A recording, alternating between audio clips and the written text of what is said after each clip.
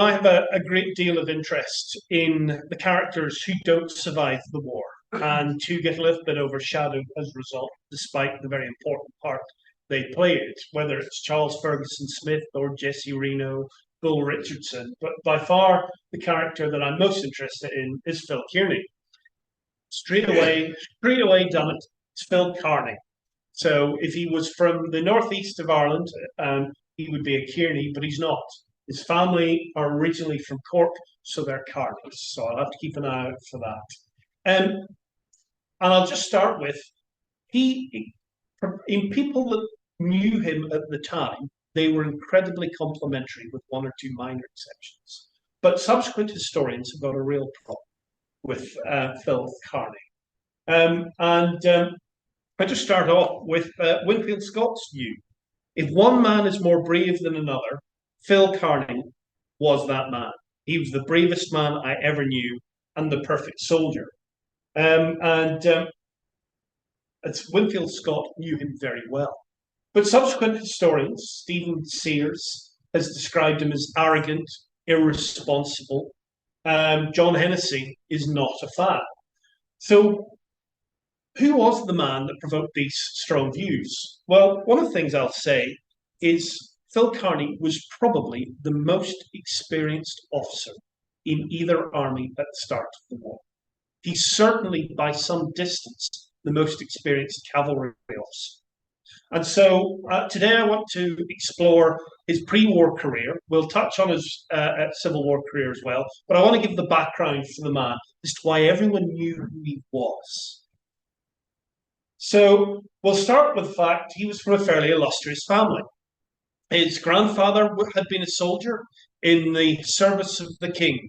He was a New Jersey loyalist who lost everything in the revolution. British government, for once, was terribly decent and compensated him for all his losses when his estates were confiscated, and he just bought a new one in New Jersey. Kearney's father and his uncle were incredibly successful businessmen in New York. His father was one of the founders of the New York Stock Exchange. So when I say the Kearneys are among the wealthiest family in the United States at this point, we are talking about millions of dollars in their money then, not today. But they weren't all businessmen. Phil Kearney's uncle was Stephen Watts Kearney, a hero of the War of 1812 in the infantry. He would then go on to help found the 1st United States Dragoons, and his exploration in the West made him a very famous figure. And indeed, he was known as the father of the US cavalry. If that wasn't enough to give Phil the army bug, he was sent to a private school just across the river from West Point, which, given that his father and grandfather were desperate for him not to join the army, was probably not the best decision they ever made. By the age of 15, Phil Kearney is doing nothing but devouring military history. He would fit in here exactly. And he was a nerd. His two favourite generals from history were Count Tilly, an imperial general from the 30 Years' War, and the Count of Schomberg-Lippe from the 7 Years' War. This is probably one of the few rooms that might actually have any idea who he was talking about. So, I've mentioned his grandfather and his father were desperate for him not to join the army. And he was trained for the law and sent to Columbia College. He had no interest in becoming a lawyer. And as one myself, his comments on the law, I think, resonate. The law was not even a jealous mistress, but an uncommonly hideous hag, hatchet-faced and unlovely, and dressed in red tape. I don't think Phil Kearney was long destined for a career in the law. And his fortunes changed when his age 21, his grandfather died. And Phil Kearney inherited over $1 million in the money then. So it was a vast fortune. He was independent of his family. He was independent of any financial concerns. The very first thing he did was to petition the War Office and his uncle for a commission in the US Army. And they were still commissioning volunteers directly into officer roles. You did not have to go through West Point. And with his money, with his family connections, with Stephen Kearney speaking for him, he got his commission from the 1st United States Dragoons. Now, when he joined them in March 1837, he was joining a fairly well-known group to this room. Jeff Davis, David Hunter, Edwin Sumner, Phillips and George Cook, Field Officers H. Holmes were all there, and Kearney made an immediate impression. Shortly after he arrived, a large wagon appeared, and he donated a magnificent mahogany billiard table to the officers' mess. He was incredibly popular from the day he arrived. Now, I'm not going to talk about some of the standard duties he undertook. It was the normal patrols, it was the normal escorting Native Americans to and from reservations.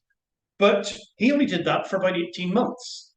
And then he was selected to become acting assistant adjutant general to the commander of the Western Army, Henry Atkinson, at Jefferson Barracks in St. Louis.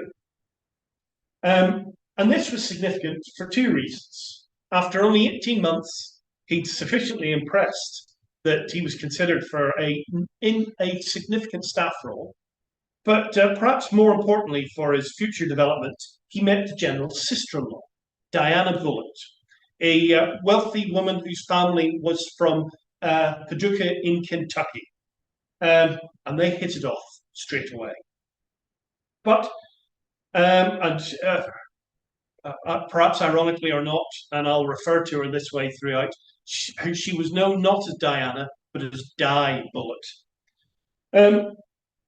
But he was only there again for a very short time, because despite having a plum staff officer's role, and despite interest in developing his relationship further with Di, there was something much more interesting on the horizon. Two young officers had been selected by the War Department to study cavalry tactics in France. And Phil Kearney was determined that he would be the third officer. And he wrote second lieutenant directly to the Secretary of War to recommend himself for the role. Astonishingly, he managed to persuade the Secretary of War that he was exactly the person who should be sent. And so he was sent to the Royal School of Cavalry in Saumur in Western France. They were going to take the 2-year cavalry course that French cavalry officers studied, squeeze it into a year. Now, Kearney and the other two officers arrived in Paris, went immediately to go and seek the American minister, Louis Cass, found out he was at Fontainebleau with the king, and just thought, why not go and meet the minister straight away? So they elbowed their way into Fontainebleau, handed their letters over to Louis Cass, and were immediately introduced to the king and the king's family. And Kearney immediately hit it off with the king's sons. So the Duc d'Orleans, the Prince de Joinville, these are names that will come up later in the context of the Civil War. But in terms of the experience at Saumur, this was a school run by a chap by the name of General de Brac. General de Brac had been on Colbert's staff at the Battle of Wagram and had rode with the Red Lancers at the Battle of Waterloo. Not only was the head of the school, but most of the teachers were experienced officers from the Napoleonic Wars. These were men who'd led thousands, if not tens of thousands in battle, or been staff officers responsible for tens of thousands of men in battle. This was a school with experience that the likes of West Point could not call upon. Seemed like a plum opportunity, and it was for the other two officers. Kearney, not that much interest in hanging around being educated. And although he was there for the first 6 months, he was already lobbying for something much more interesting again. Because the French army is involved in a punitive campaign in Algeria at the time. Abdel el-Kabir was leading tribes in attacking French colonies from October 1839 onwards. By November 1839, the French officially declared war, and they're organizing major punitive expedition, which has all got to be over by June of the following year, because no expedition can take place in the summer. Once again, Kearney applies directly, without consulting anyone else, to the marshal in charge and to his new friends, the princes. And of course, he's appointed. So, by way of Marseille, he travels to Algiers, and although the punitive expedition has already left, he joins a supply column, 2,000 men. They're only going for a couple of days to a frontier town to provide supplies. And although they get there unmolested, on their return, they are attacked twice by bodies of Arabs. They're easily driven away, but it's Kearney's first experience being under fire. And also, it's pretty hard campaigning.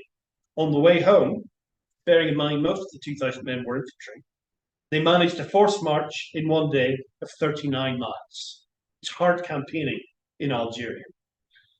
His luck is in, as far as Kearney's concerned, in that the expedition returns to Algiers to reinforce before striking out to the headquarters, or at least one of the main bases of Abd el-Qadir, in a city whose name I'm going to murder, Melania, I think it's called. Now, Kearney presents his letters of introduction and is attached to the Chasseurs d'Afrique, one of the elite French cavalry regiments, which is doing all the heavy lifting in terms of cavalry support in Algeria at the time. And the officers take to Kearney and heed to them in a great way. And Kearney does write a book, rather egocentrically named Kearney in Africa, where he talks about his experience of these men. And some of the French officers really strike him as having a fundamentally different attitude to any he's met in the American army. And there's a specific chap by the name of Colonel Changarnier of the 3rd Light Infantry who really makes an impression. And Changarnier's catchphrase, which is perhaps not as appreciated by the men under him, is "Men, charge. And when you hear the recall, remember it is not for you." Very bombastic, typical French style. But Kearney lapped it up. This was amazing.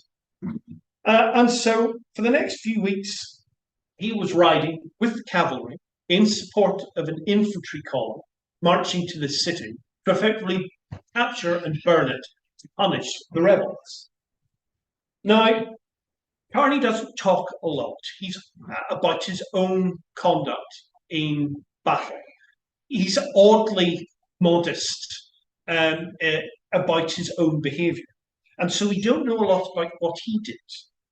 But we know that on various occasions, both small units of cavalry and infantry were cut off or were at risk of being cut off. And the column was being followed on both sides by clouds of light-mounted tribesmen. And if any unit got too far out, they would be cut off. And so the duty of the cavalry, and particularly the Chasseurs d'Afrique, were to fill the gaps when they appeared, to rush up at short notice and drive off any forces that threatened the smaller groups that had been sent out. And Kearney was involved in all of it. He never left them. And although we don't know that much about his conduct from his own work, I will simply say at the end of the campaign, when the city was taken and it was largely burned down, the Duc d'Orléans personally offered Kearney the Legion d'Honneur. Now, had Kearney been able to accept it, he would have been the first American to ever receive the award. But at the time, he was a serving US officer, and he felt he couldn't accept. I think on further research, I suspect it would have been unlawful for him to accept. So he turns it down. But he's made an incredible impression on the officers of the Chasseurs d'Afrique and the others involved in the punitive expedition. And those relationships will impact his later career. He goes back to the US, and by April 1941, he's again appointed an aide-de-camp, this time to Commander-in-Chief of the Army, Major General McCall, in Washington. Now, he takes a short leave to go and woo and marry Di Bullitt in Kentucky. And it's in many ways a magnificent marriage. He's incredibly wealthy. She's less wealthy, but probably even more grand than Kearney is. But unfortunately, the day after the wedding, Macomb drops dead. And so Kearney looks like he's losing his plum staff role in Washington. But his reputation has preceded him, and the new commander-in-chief, Winfield Scott, immediately requests him as a staff officer again. So he only spends a very short period of time at the School of Cavalry practice in Carlisle Barracks, spending a matter of weeks under the command of Edwin Vaux Sumner, which I don't think he enjoyed. I'm sure many of us would do, working for Sumner, before returning to Washington and working for Scott. And he would be an aide-de-camp to Scott for several years, learning from Scott, following him on tours of the country. And I think Di was quite happy that they were based in Washington. This was a very civilized existence. Kearney Kearney could afford to entertain almost nightly the politicians, the officers, the foreign dignitaries in Washington. But that wasn't the life that Kearney wanted. And by April 44, he'd had enough of the easy life, and he petitioned to be allowed to rejoin his command. Company F, who were currently at Fort Leavenworth, that's granted, and he heads off. Di has no interest in being one of those wives we see in the Westerns in the gingham dress sweeping the floor. So she doesn't go. She returns to the family home in Paducah. And the first signs of trouble are already starting to appear. Now, again, Kearney's involved in a number of expeditions. These are exploratory. They are patrols. They're showing the flag. They're opening up new trails for the wagon trains west. And a lot of it is in service with his uncle. And on one particular 99-day expedition over the Oregon Trail as far as South Pass, he would serve alongside officers whose names we'll know very well. William B. Franklin was the topographical engineer.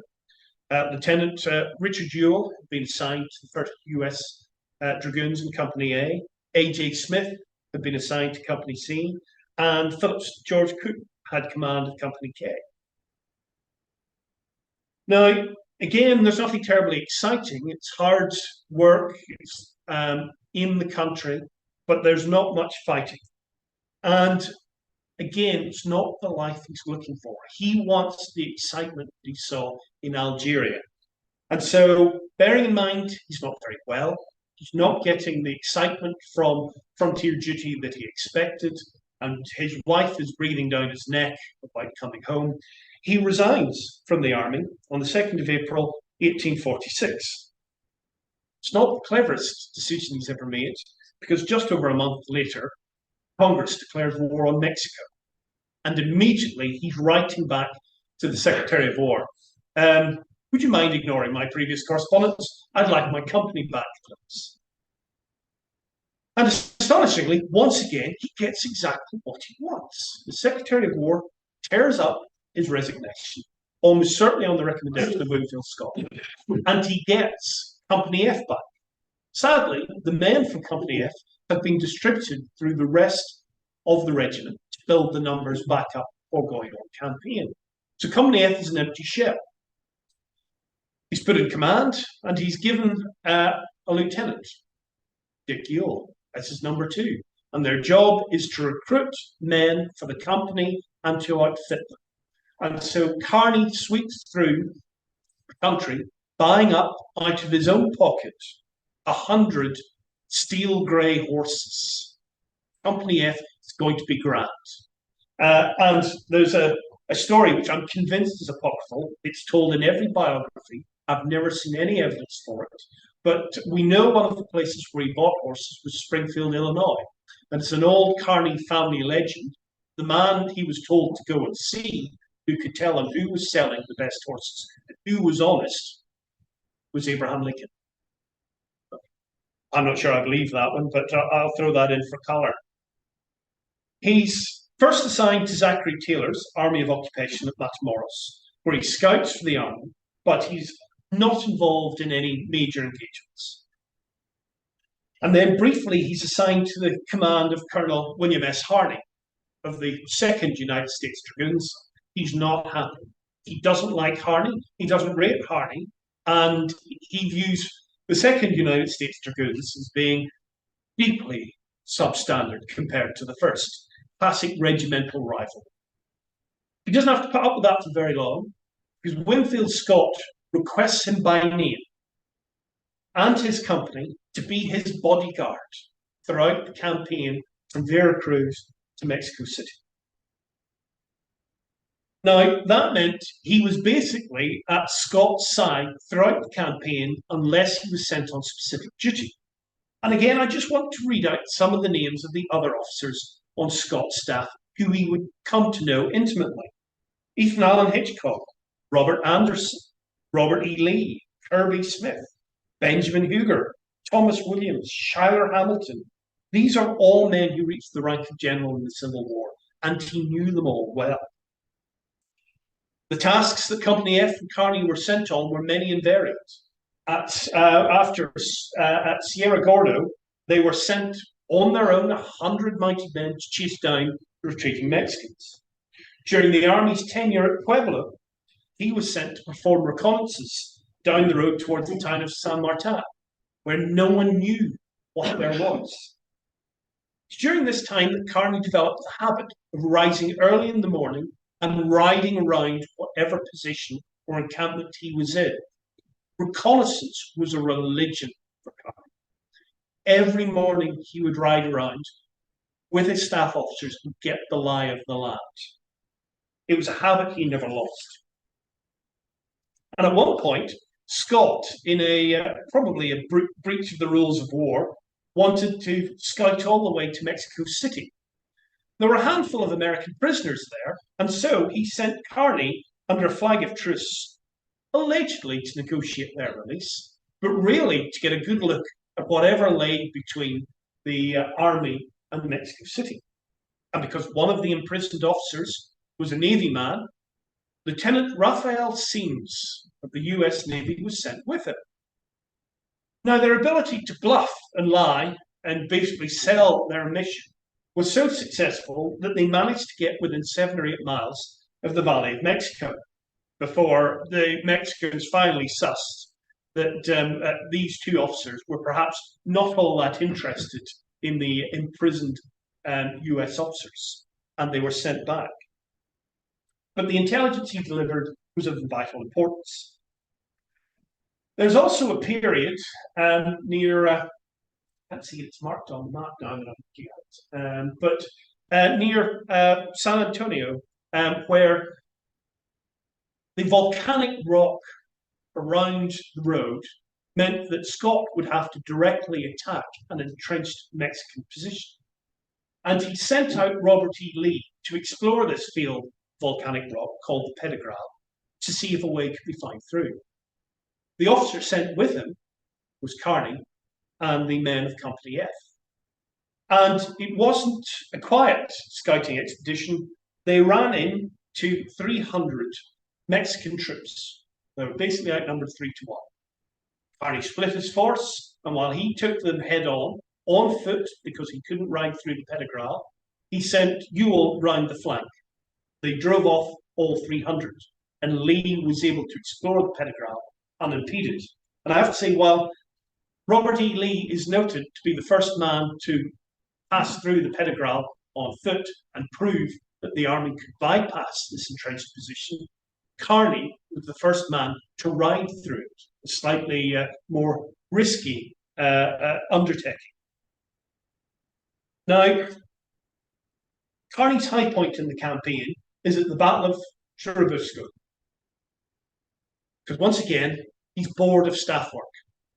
He's bored of being bodyguard to the general. He wants to be in the battle.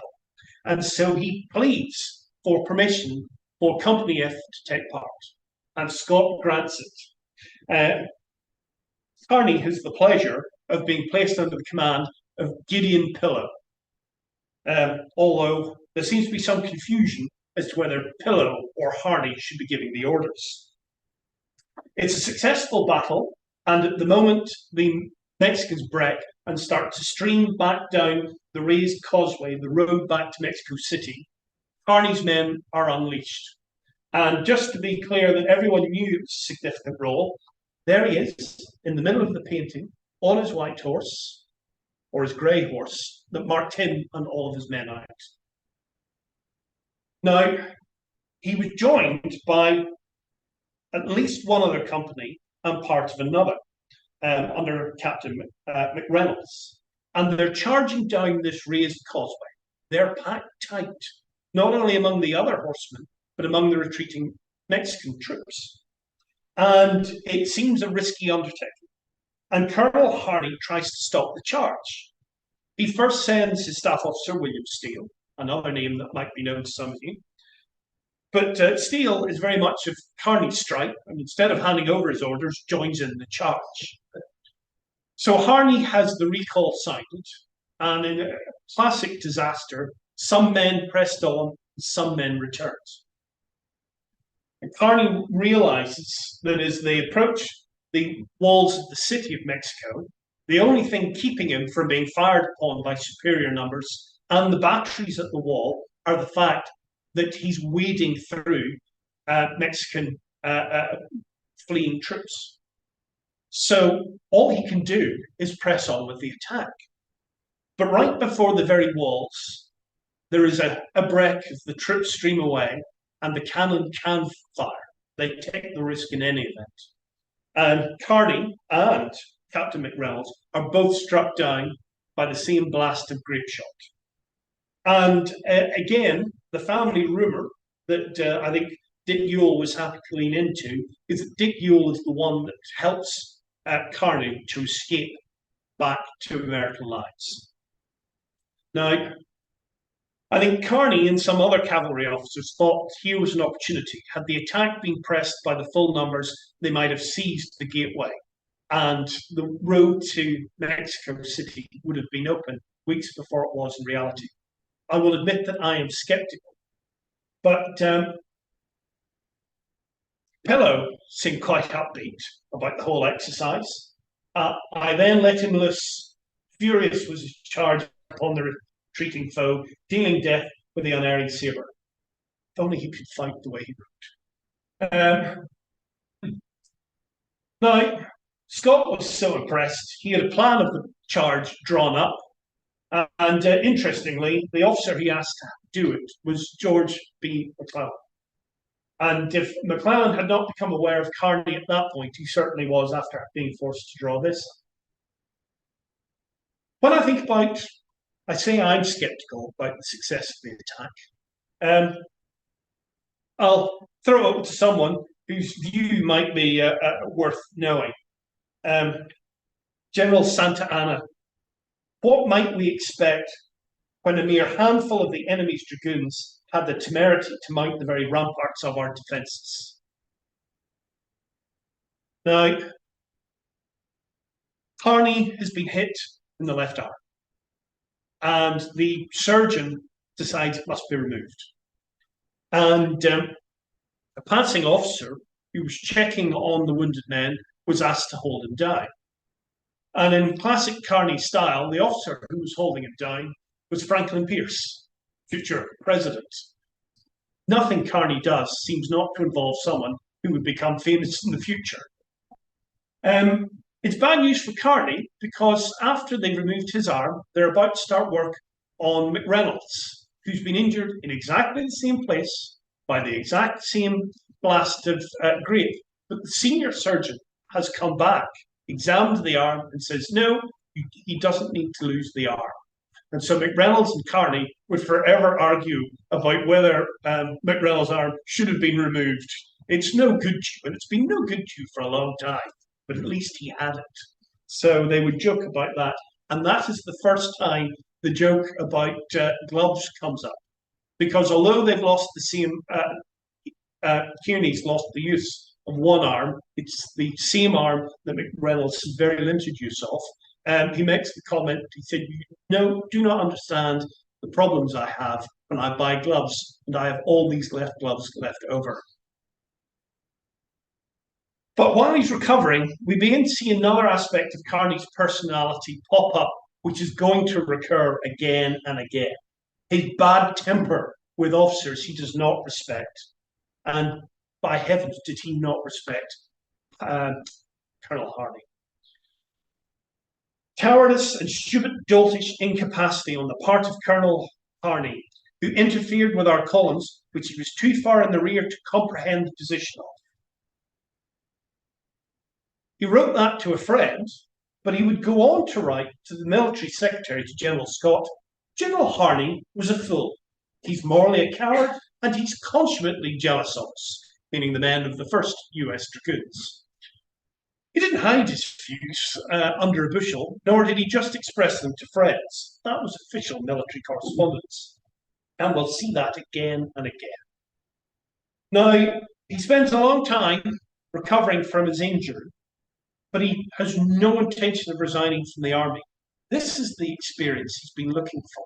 He's been in battle, and he absolutely loved it, notwithstanding the injury. And so, while on light duties, refusing to resign, his marriage effectively ends. Di has made it very clear she does not want him to remain in the army. She does not want him to be on the frontier or campaigning anywhere but in the civilized East and preferably the Northeast. And so they agreed to separate. They have 3 children and 1 on the way. A friend noted they were far too much alike. They're both overly obstinate, arrogant, and prideful, and neither of them will lose an argument. Eventually, by 1850, he's assigned service in the West, in California. And here he shows that he's not completely disassociated from his father and his grandfather, because he sees the opportunities for business in the West, gives advice to his family and his business managers. And as a result of that advice about opportunities in California, he increases his wealth by $500,000 through sound investments in the West. At the same time, he's not just sitting on his laurels. And when an opportunity comes to go into Oregon to order back troops, he seizes it. And arriving in Oregon territory, he finds that the troops have already gone back to California under the command of William Wynne Loring, and there's only a small squadron left of stragglers rounded up to be sent back. But they're delighted to have him, they put him in command, and they send him back to lead these men to California. And there are 2 officers who join in, who are also looking to return home. One of them is John G. Walker, again of the Greyhound Division, if anyone knows him. And the other one is probably a name you don't know, Captain James Stewart, a roommate of George McClelland and a classman of West Point in 1846. Now, another aspect of Kearney's personality that will come back again and again. As they're passing through Oregon, they're approached by civilians. The Rogue River Indians are raiding homesteads and mines. They need help. That's all Kearney ever needed to hear. He didn't need orders. If someone came to him and needed military help, he was going to do his damnedest to provide it. And so for the next 12 to 18 days, he's campaigning with 62 men and 2 officers against the Rogue River Indians. He breaks up their war parties. He breaks up their camp. It's in territory he's never seen before. And with those 67 men, and a handful of civilian scouts, he manages to break them up and drive them off, provide security to the homesteaders. Unfortunately, Captain Stewart is killed by an arrow to the neck. And I always wonder whether this is another black mark against him where George B. McClelland is concerned, because this is one of his closest friends who's died under Kearney's command. In any event, back in California, his health is bad again. He was never strong. He seemed only to thrive in incredible heat, and in any other weather, he often was sickly. And the only thing that seemed to help was active campaigning. However, his doctor told him he would not survive, and so he resigned from the army. And of course, being a millionaire who's just resigned from the army and he's in California, he decides that he's just going to go on a world tour to recoup his health. So we know he first stopped in Hawaii. His last piece of administration was to write back to complain to the army about the awful officer he handed command over to, who seemed incapable of paperwork. That was George Stoneman. Out from Hawaii, we know he went to Ceylon, modern-day Sri Lanka. We know he was an Indian, because in later life he talks about seeing sepoy troops. We know that he eventually gets back to Europe, and in Prague watched a sham fight of over 17,000 men, 34 pieces of artillery, and a rocket brigade. I think that sham fight probably included as many men as the US Army could pull together at that point. He's in Vienna, and then he's back in Paris. And now we're no longer in the era of the Orleanist monarch. This is the age of empire. Napoleon III is back. This is when Kearney adopts that wonderful Napoleonic beard that we all recognize. Although he briefly returns to the US, Paris, he's got the Parisian bug. And in 1853, he moves to Paris. Now, in a very short time, at a levee, a presentation organized by the Emperor and Empress, he's introduced to a young American woman, Agnes Maxwell. She's more than half his age, and they hit it off quite quickly. But I should remind you, he's not divorced. So there's nothing he can do about it at that time. And so something unusual occurs. At a time when his French friends are encouraging him to join them, for they are all off to the Crimean War, Kearney walks away from a war. He goes back to the US. Why is he there? He's asking for a divorce. His family are against it. Di is against it. Her family is against it. He's not going to get the divorce he wants. And yet he's organizing the construction and the furnishing of a grand home in Belgrove, New Jersey. It's not for him. It's not for Di. It's for him and the lovely Agnes. While he's in the US, bearing in mind that he's riding, as he always did, he was a great horseman, but one-handed, he was given to accident. And crossing a bridge, his horse stumbled on a rotten plank, and not only did he fall off the horse, he fell off the bridge. Again, family were deeply concerned that he might not survive. His cousin said he'd been smashed up generally. Agnes was also in the US at the time when she heard that Phil Kearney's life was in danger. She ran away from home, traveled 300 miles on her own in order to nurse him. At this point, Phil's 40, she's 21, and she must have done a hell of a job nursing him back to health because she's pregnant and under a month. That's really not the done thing in American society at this point, and they got to get out. So they leave for Paris. Separately, they arrive at the same steamer leaving, and they manage to get away. But the story breaks. And I cannot emphasize to you enough the extent to which this scandal reverberated through the US. Kearney was not only a famous soldier, he was one of the wealthiest men in the country. His wife was incredibly well connected politically. This was a story reported daily from New York to San Francisco. If the Mail Online had existed then, he would have had a story in the sidebar of Shame every week for the next 3 years. That's what happened in the society pages.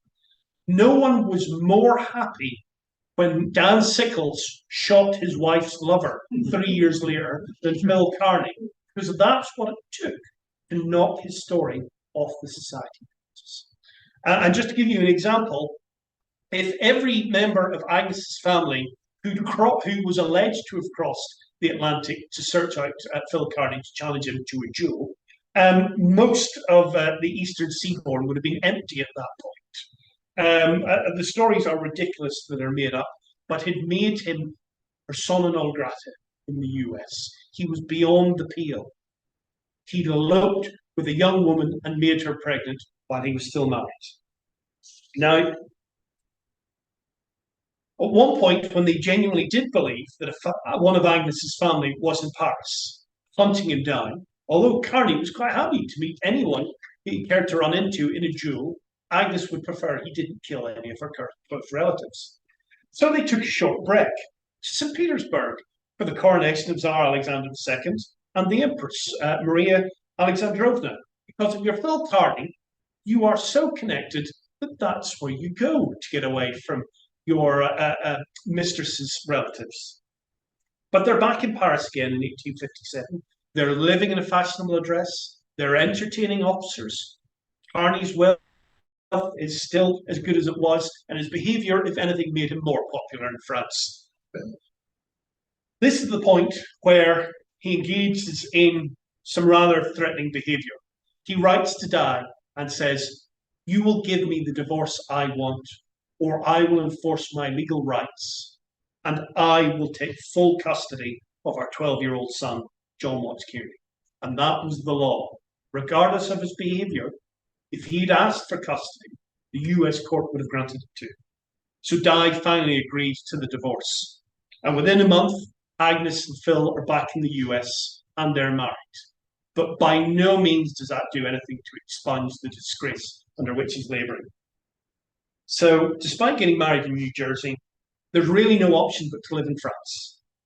And they have a grand house just off the Champs-Élysées. They've picked up all their old friendships. Kearney is spending a great deal of time with French cavalry officers. Cassignol's, who commanded all the brigade of Chasseurs d'Afrique, and General Morris, who commanded the cavalry division of the Imperial Guard. These were his best friends. And there's General Morris, rather grim-looking chap. And there's another war kicking off in 1859. Now, whether we call it the Franco-Austrian War, the Second Italian War of Independence, the Austro-Sardinian War, it's basically Piedmont, Sardinia, and their backers, France, against the Austrian Empire for the fate of Lombardy. And without going into too much detail, more so than the Crimean, this is the first war where both sides are using rail transport, where both sides are using rifled cannon, where both sides are using rifled muskets. Kearney doesn't want to miss this, so he volunteers as a civilian straight away. General Morris agrees to have him on his staff. So Kearney will be serving with the Imperial Guard cavalry, the elite of the French army. 3 brigades, cuirassiers, dragoons, lancers, chasseurs, cheval, 12 pieces of dedicated artillery, about 3,250 horsemen in 24 squadrons. Now again, he doesn't talk about his own service. He doesn't say what he's done. So a lot of it we have to work out by implication. So a French prince is the only one in a dedication given to a memorial after Kearney's death, indicates that he was at the Battle of Montebello, where he rode. It was a cavalry clash, and Kearney rode in every charge. Kearney doesn't tell us that. It took a French prince, and that's the only who was at the battle. That's the only evidence we have. We know he was at the Battle of Palestro, and again, one of the French generals mentions the American officer who rode in every charge with the 3rd Brigade, the Chasseurs d'Afrique. We know he was at the Battle of Magenta, but the cavalry weren't that involved. That was an infantry fight and a brutal house-to-house infantry fight. But the big battle of the campaign was the Battle of Solferino. I want to put it in context. There are almost 300,000 men on the field. The Austrians have 160,000 in 7 corps with almost 600 cannon. The French and Piedmontese have 150 on the field in 6 corps with 300 cannon. Kearney is a staff officer in the largest formation of cavalry on the field. That alone sets him out from almost every other officer in the US Army, or for that matter, who would join in the Confederate States Army. Now, he would have observed the cavalry reconnaissance by both armies was absolutely horrendous. They stumbled into one another. And here Kearney plays a part. And again, not by his own say-so or on his family say-so. French officers note that the Austrian column was initially spotted by an American officer who made the very simple observation that, of course, there were a large number of troops coming at us. Look at that cloud of dust. And Kearney, doing the reconnaissance work that the French cavalry seemed capable of doing, has another run-in or another experience that would be repeated through the rest of his military career. Looking to see how close the Austrians were, he realized they were a lot closer than he anticipated and found himself amongst them as I stood amongst you. Kearney had only ever one response. He barked an order in an unintelligible language and rode off. And as a civilian, they seemed not to be much the wiser about the bizarre uniform he might be wearing. So he escapes unscathed from being amongst the Austrians. Now, in the centre, the cavalry were sent in to relieve an infantry corps that had been battered. Their opponents were Austrian infantry and Hungarian cavalry. And the orders were given, they must drive off the infantry. These are professionals with rifled muskets, and the cavalry sent in, charge after charge. Kearney takes part in every one of those charges. And just to be clear, the reins to his horse are in his teeth, and his good arm is the one carrying his sabre. It just seems inconceivable. They drive off and break the Austrian infantry. They drive off the Hungarian cavalry. The Hungarian cavalry was considered the best in Europe. And at the end of the battle, he's presented to the emperor. And remember, he's a civilian now. Emperor Napoleon takes the Legion d'Honneur from his own chest and puts it on Kearney's. Now Kearney is the first American to receive the Legion d'Honneur. Now that all sounds terribly grand and dramatic, but it has to be said that Emperor Napoleon had a terrible habit of taking the Legion d'Honneur from his own breast and presenting it to people. I think he had a very steady supply, but it made them feel good about themselves. I mean, it's a brutal fight. There are 300,000 men on the field. There are 40,000 casualties. That's twice as many as Antietam. It's a single day's fight. Kearney's riding in cavalry, knee to knee. Now, the Legion d'Honneur strikes something in Kearney because Kearney is a great believer in medals and awards. I'm thinking about, again, dressed as a civilian on the street with his arm pinned up. I might as well have met with an accident in a sawmill. A ribbon in the buttonhole would tell at once whether I was in uniform or not that I was a wounded soldier. He detested the American attitude to medals. He loved the European idea of awards. Now, in the brief period between the end of the Franco-Austrian War and the start of the Civil War, he's back in Paris. And with the declaration, the firing of Fort Sumter and the initial strife, he's actually entertaining two men whom we know quite well. John Bankhead Magruder is in France to study French artillery. And heaven knows what Chatham Robert Weeks is doing in Paris, probably having the time of his life. But they're both well known to Kearney.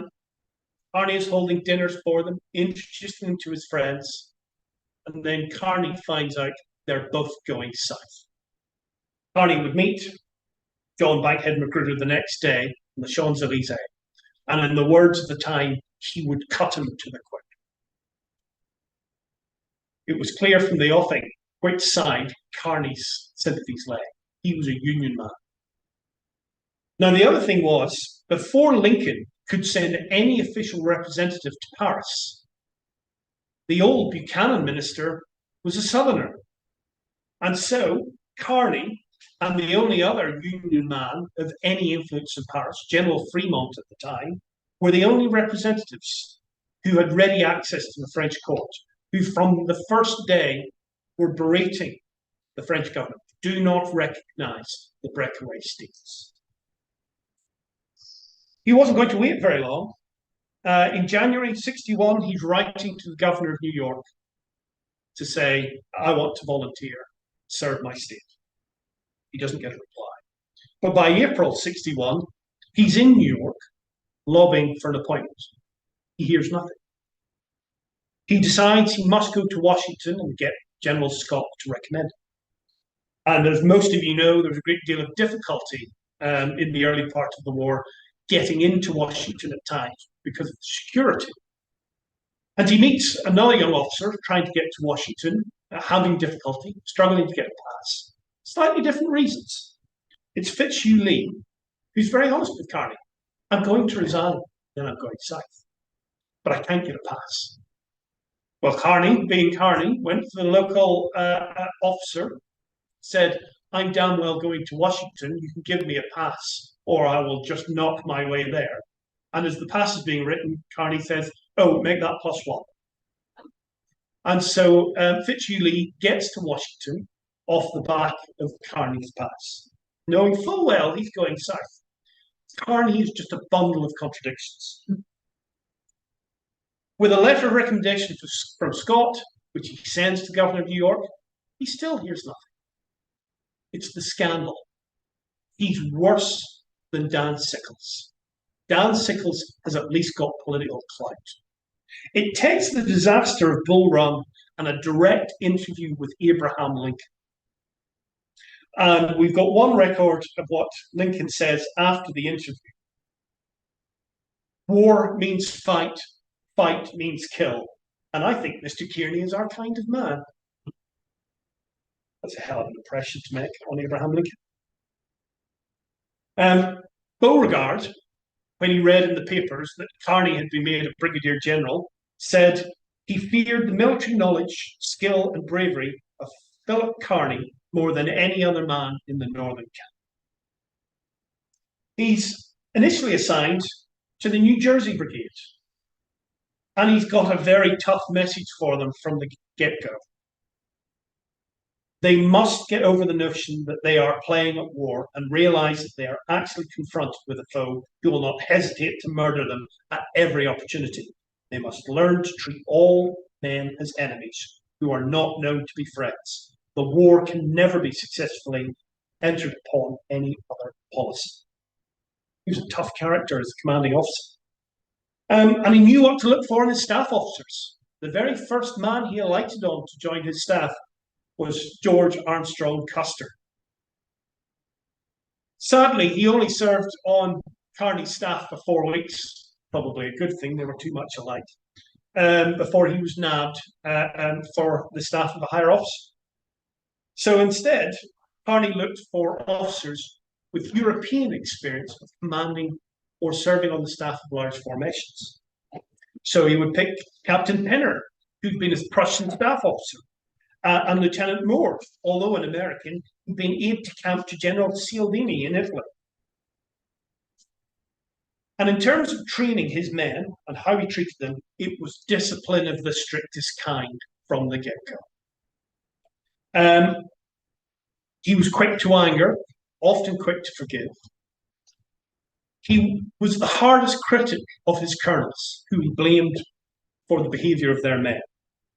He was a great believer in cleanliness and good rations, and often put his hand in his own pocket to ensure that good rations were available.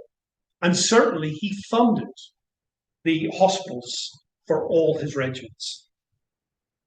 After their very first skirmish, a very minor affair at Mason's Hill, Kearney had a badge made of fine yellow cloth in the form of Maltese cross, trimmed with gold cord, and he presented it to all the wounded men, so that if they were ever seen in civilian clothing, they would have a badge to mark them out as brave men who'd been wounded in the service of their country.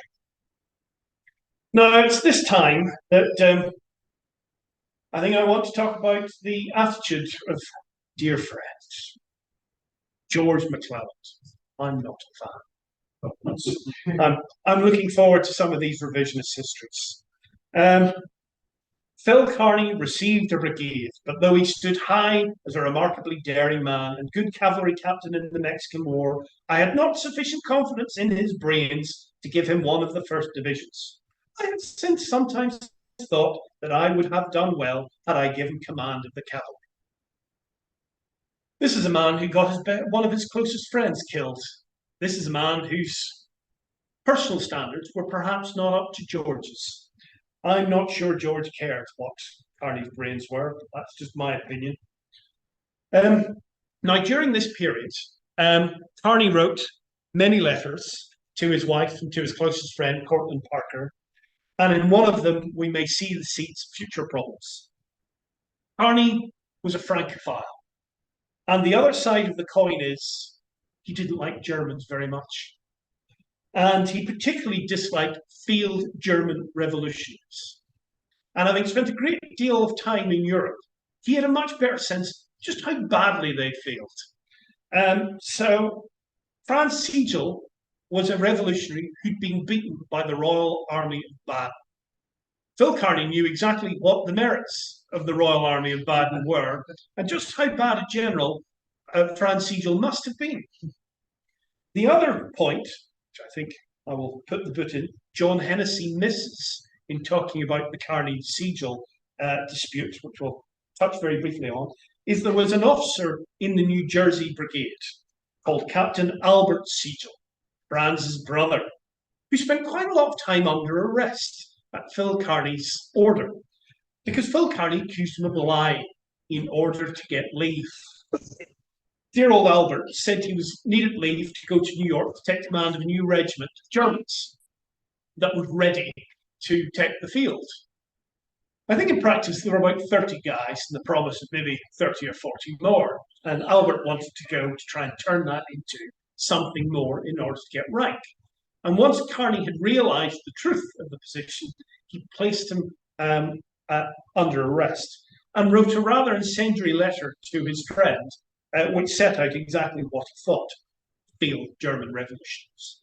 And he also wasn't that keen on national regiments. They should all be American. There should be no German regiments. There should be no Irish regiments. They should be American regiments. Although he'd be a lot easier on the Irish. His very first success, he thought, at realizing that Joe Johnston had pulled away from Centreville and immediately without orders moving in the New Jersey Brigade in that direction. His report doesn't appear in the OR. And Kearney's view was, our dear old friend George suppressed it because he didn't want anyone else to get the credit. In fact, George had given someone else the order to be the first there and seemed slightly put out that Kearney had gone there without orders. Now, shortly thereafter, as the army moved towards the Peninsula, Kearney finally gets the division that he feels he deserves. And it should be noted that he's the first non-West Pointer to get a division in the Army of the Potomac. His commander of Third Corps, is Samuel Heintzelman, who sadly, in another letter to a friend, Kearney would suggest fairly ossified brains, ossified by garrisonship. Kearney's best friend is not what I would call a best friend. He had a terrible habit of publishing letters in the newspapers when he thought they had a point. And this was one that sneaked out into the papers later on in the campaign. But Kearney was better served by his brigadiers, David Birney, Hiram Berry, and initially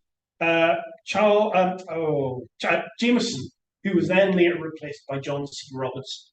These were all competent brigade commanders who he knew well in most instances. He took command at the time of the Yorktown siege, and we know a lot of that from the last talk. And I think I mentioned some of the comments that Kearney was making about the command of the army at this point. We now suffer from McClellan's folly of making his engineers bad generals. And this is combined with the fact that the siege is crudely directed and delayed from scantiness of good engineer officers. They're all lieutenants and captains of some, but not a lot of experience. The good engineers are all commanding corps. His first taste of a real big battle is at Williamsburg. And I'll just mention what Hooker said when he sent for aid. He said, Phil Kearny's division was the last to leave Yorktown, but it was the first to arrive to my aid. When he received the order, Kearny's division marched past three other divisions sitting at the side of the road. Arriving on the scene, General Heinzelman started to give him advice about where to place his men and to be careful. Of course, Kearny had a slightly different view of war. General, I can make men follow me to hell. And that's what he did. Kearny's men only ever had to follow him because he was always at their head. And he almost immediately goes in at the head of Orlando Poe's 2nd Michigan. Now, I'll quote one of his staff officers, George Mindle, about this battle. Not only did he personally lead several of the most important charges, remaining mounted while doing so, the only man on horseback in the charges, but he frequently dashed along the front in order to draw the enemy fire and unmask and expose their positions. Perhaps not what a general officer should be doing, but he managed to get through it alive, shockingly, and did great service. Sadly, McClellan's report on the battle rather praised the work of Hancock on the other flank, while Hooker and Kearny remain largely unmentioned. And while weeks later this would be remedied, the damage was done. Hooker and Kearny were now inveterate enemies of the commanding officer. I'd also say that Kearny's living quite well on the peninsula. He has a French-style wagon with a mobile kitchen, and he had his own chef, and he ate incredibly well. He made sure the wagon and his baggage never interfered with the operation of the army, and no one seems to have complained about that. And wherever the wagon was, it was guaranteed there would be 3 or 4 sick men from the division riding on it at any time. And the other thing I should say is that his men were some of the best fed and best looked after men in the army, because Kearny was paying for it out of his own pocket. Now, I'll take you on to the next big engagement after Williamsburg, 7 Pines. Now, there's a story, and I think it is largely verified, that as Kearny led his men towards the battle, he saw a group of officers lounging under a tree, well away from any enlisted men. And he berated them and threatened to place them under arrest. To which one responded, "We're not under your command, General." Kearny couldn't tell if that were true or not, but he resolved, "I'll be damned if I don't know the next time whether stragglers belong to my division." Kearny's solution was the red lozenge, or the red diamond, the first divisional patch in the US Army, and basically the grandfather of the modern divisional patch system. It would be his friend Hooker who would take that and spread it to the whole army when Hooker was in charge of the Army of the Potomac. But the idea was Kearny's, and his men wore the red badge, which I don't know enough about it, but some have suggested it's the red badge of courage that Stephen Crane used in the title of his book. Again, at 7 Pines, the fact that Kearny had reconnoitred all the ground would help greatly. But initially, he's sent up to support the breaking line, General Casey. And arriving on the scene, stragglers from Casey's division are everywhere, and Heinzelman orders him to take whatever troops he has on at hand to plug the gap. Kearny immediately demurs. It would be better for him to prepare his lines here, bring up all his men, prepare a second defensive line. There is no point sending men like good money after bad into that line. A lot of people say, I think Hennessy and Sears are among them, that Kearny was not a good tactical general. And we don't have a lot of evidence for it. I'm going to hang quite a bit on that one argument. But far too often in the Civil War, generals send their men in piecemeal. Kearney wanted to pull his division together, form another defensive line in case his men could fall back on, which seemed slightly more tactically sound than Heintzelman's intention of throwing men in. And it would seem like sound opinion, given what happened. Kearney did plug the gaps in the line directly in front of him.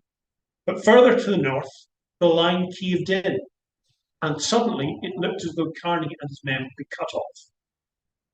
It was only Kearney's knowledge of the ground that he realised there was one road, an old sawmill road, that went straight through White Oak Swamp, that he was able to get his brigades out.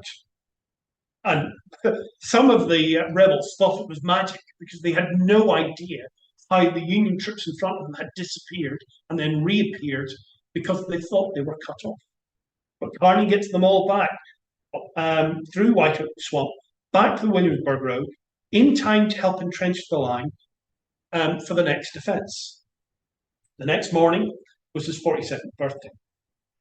Now, he praises his men the next day in a speech, and I do love this. It's described as being equal parts praise, patriotism, and profanity. And that's one thing I haven't touched on. Kearney is at this point, he would be superseded after his death, but at this point, he is known in the army as being the worst cusser by some considerable distance. Now, I imagine he had quite a great deal of competition.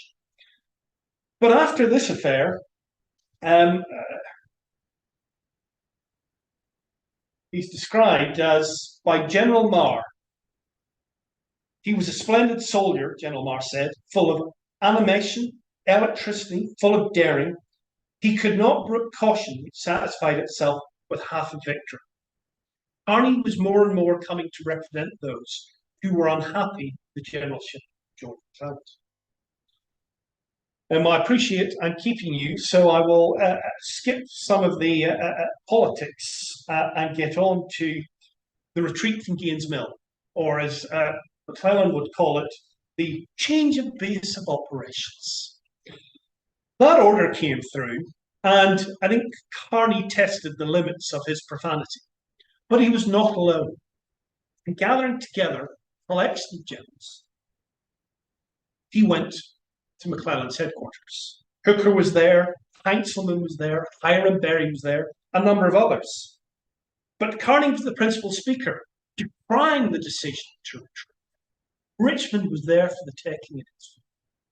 This is not the first time Kearney has sat outside an enemy capital city and derided a commanding officer for not supporting him, not pressing the attack. This is Colonel Kearney all over again. And in the words of one staff officer, Lieutenant Homer Thayer, who was there and saw the exchange, Kearney denounced the plan in language so strong, all expected him to be placed under arrest. He wasn't.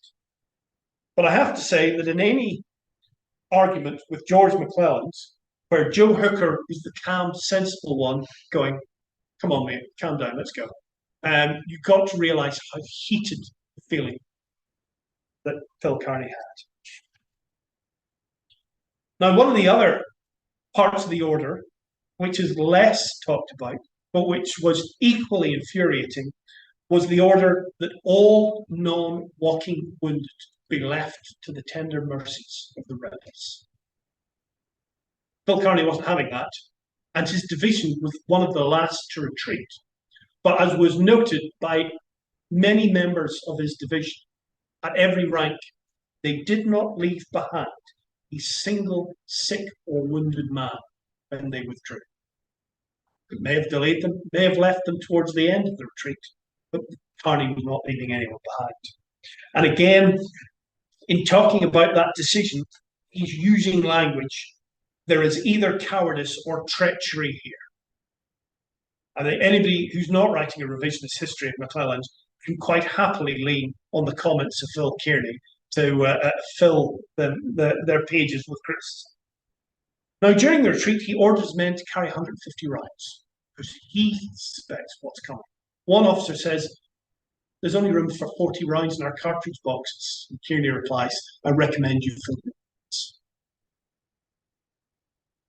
The next engagement is at Glendale. Now, I think Glendale is probably Kearny's greatest day. He's everywhere, round his own division, putting men into the field, leading attacks, looking for reinforcements, getting the New Jersey Brigade to support his men. And they're fighting off waves and waves of attacks. And the attacks of an intensity in formations you don't see later in the war. This is the Peninsula people are still fighting, sometimes in textbook ways. And so they're talking about waves of troops coming, sometimes 8 deep at their positions. And at one point, while Kearny is trying to get reinforcements, cannonball passes above his head, or a shot, knocks the branch off, which promptly hits Kearny and knocks him from his horse. And the staff officers are amazed. He jumps back up and manages to mount his horse straight away. He can even mount a horse with 2 arms. I don't know how he does it with one. I'm not going to go into a lot of detail about the battle. If anybody wants to know more about Kearny's performance at Glendale, go and read Doug Crenshaw's book. It's magnificent. But as a divisional commander, this is Kearny's best day. The line doesn't break, the line holds, the attack falters, and the route to the rear of the Army of the Potomac is blocked.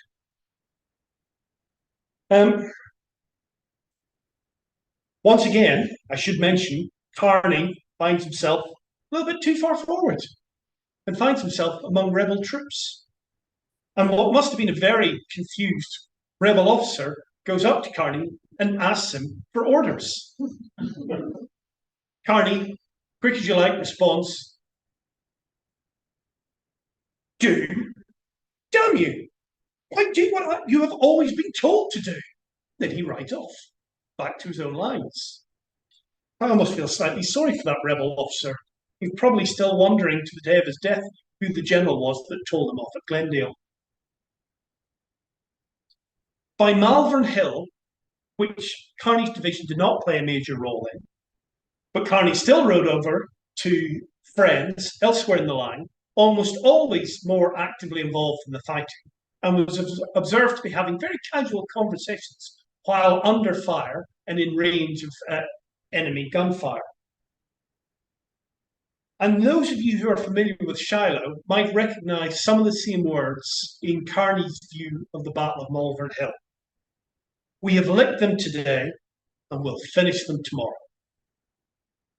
Imagine his shock when the order came in that the Army of the Potomac, after Malvern Hill, were going to again retreat.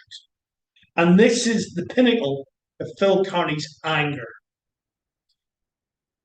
I, Philip Kearny, an old soldier, enter my solemn protest against this order for retreat. We ought, instead of retreating, to follow up the enemy and take Richmond. And in full view of all the responsibilities of such a declaration, I say to you all, such an order can only be prompted by cowardice or treason. Those words resonated so much. This is a poster produced in 1864 by Abraham Lincoln's supporters to remind everyone what Phil Kearny said and meant about George B. McClellan. He's writing to his friends, to other officers, McClellan should be dismissed. He's a political fool, a military traitor, weak. Now, he's also expressing some other interesting views at this time. And let's see if I've got enough time. I will very briefly run through one letter he wrote, because we're in 1862. He's not an abolitionist. He detests abolitionists. He views abolitionists as being equally bad as the Southern fire eaters. But he's also fought in European war. At the Battle of Solferino, there were brigades of African troops in the French service who fought as bravely as the French troops and were as successful against the troops of the Austrian army. He's been in the Caribbean.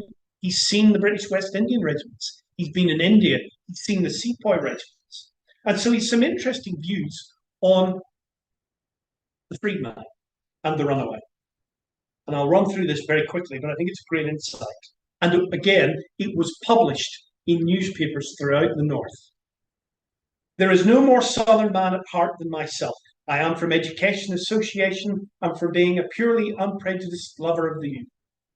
But there is now no longer any time for hesitation. As the blacks are the rural military force of the South, so should they indiscriminately be received, if not seized and sent off. I would use them to spare our men needed with their colours. But in furtherance of this, instead of the usual 20 pioneers per regiment, I would select 50 stalwart blacks.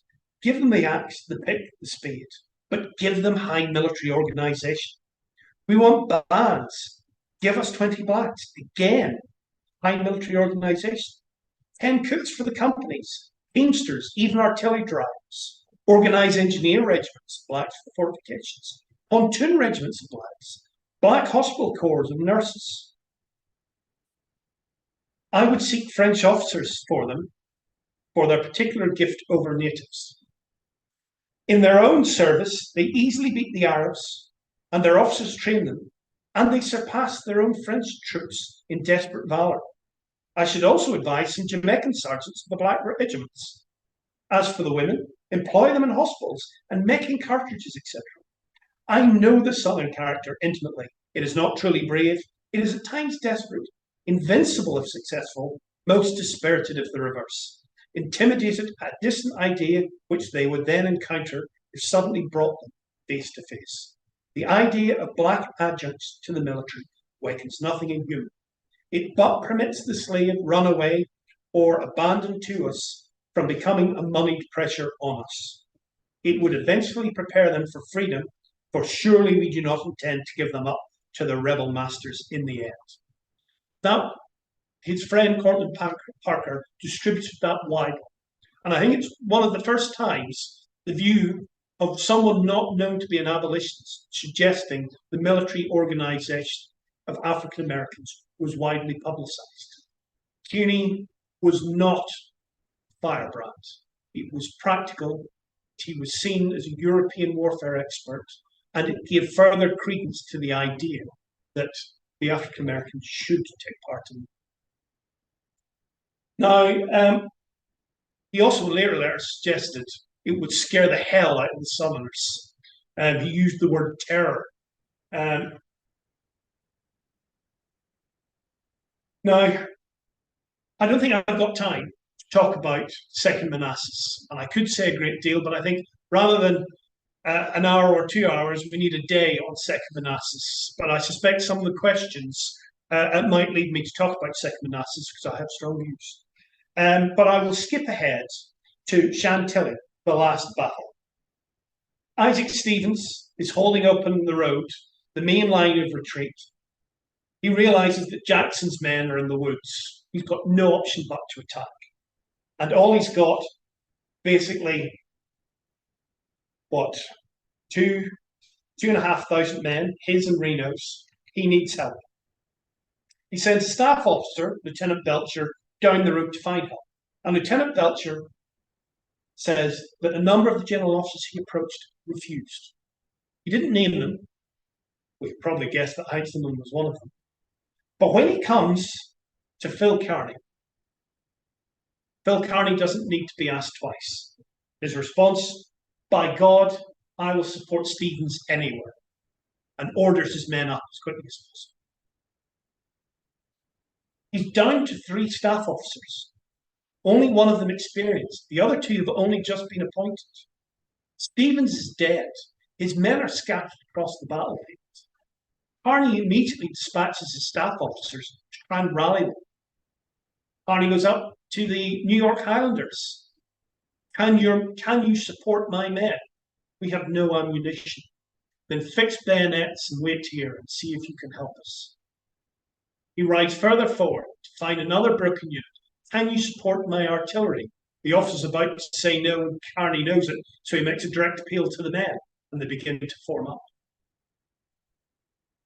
At that point, the men have just streamed from the woods. Kearny has no staff officers left. He believes in one thing above all, constance. So he does something incredibly foolish. he rides his luck once again and sticks his nose into the woods. The rebels in front of him are all dressed in blue, uniforms taken from Manassas Station earlier in the week. Not only that, there are two genuine Union officers in the line. Two fellas from I think it's the 21st Massachusetts, who've just done exactly the same thing and been taken prisoner, but they haven't yet been let to the rear. So, of course, Kearney rides up. And the other thing I should say, that in perfect weather for Kearney, there is a thunderstorm raging in full effect. So the visibility is bad. It's dark, it's wet, there are flashes of lightning, the enemy's in blue, he rides up to them. What unit is this? He doesn't like the answer. Kearney makes a split-second decision, the decision he's made on at least 2 and perhaps 3 previous occasions. He has no intention of surrendering. He drops down on his horse and kicks to run away. Perhaps he's gambling that in the rain, the muskets won't fire. Certainly some of the Massachusetts boys had complained of just that. But unfortunately, they all do, or enough of them do. And he's hit long ways through the body.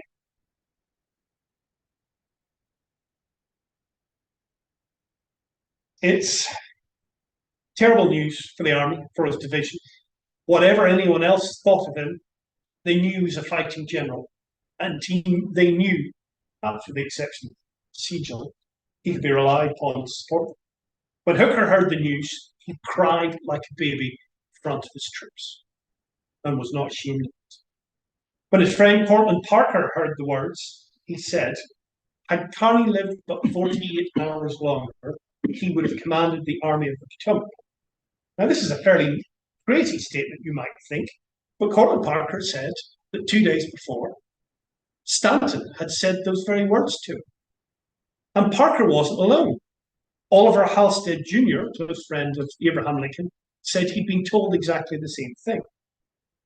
Now, the most recent biographer of Phil Kearney, I think, has spent most of his adult life trying to find evidence of that statement, and has found not a stump of paper.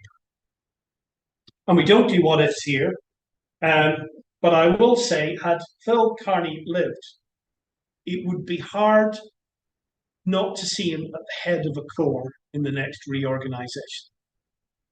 Whether it's the 12th Corps that Mansfield got or something else is too much to say, but with Hooker in corps command, effectively, at the day of Chantilly, Kearney could not have been very far behind. And it speaks well of him that Lee, close friend of his, took the extraordinary step of writing a note to Agnes and returning Kearney's sword, saddle, and other personal effects. Bearing in mind that Lee first had to write to the Secretary of War in Richmond asking for permission to return perfectly useful equipment that they needed to the Union lines. I should also say that Kearney's memorial, to the best of my knowledge, was the first erected in the South by Southerners to a Union general. And until very recently, this was one of New Jersey's 2 statues in the Capitol building. So, was he a perfect soldier, as Winfield Scott thought? He was certainly brave, almost being to the point fearless. He could inspire men. He also knew how to look after his men. But being a soldier is different from being a general.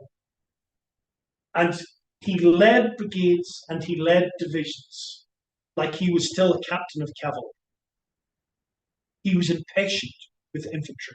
He was impatient with his superior officers. He was incredibly disobedient and opinionated. He was an awful subordinate in many ways. And were he to progress further in the army, had he lived, he would have had to have been a changed man. So in response to the what ifs, I say, if Kearney survives Chantilly, he must die at Antietam. If he survives at Antietam, he must die at Fredericksburg, and on and on. It is difficult to see how Phil Kearney could have survived without becoming different man. Thank you very much.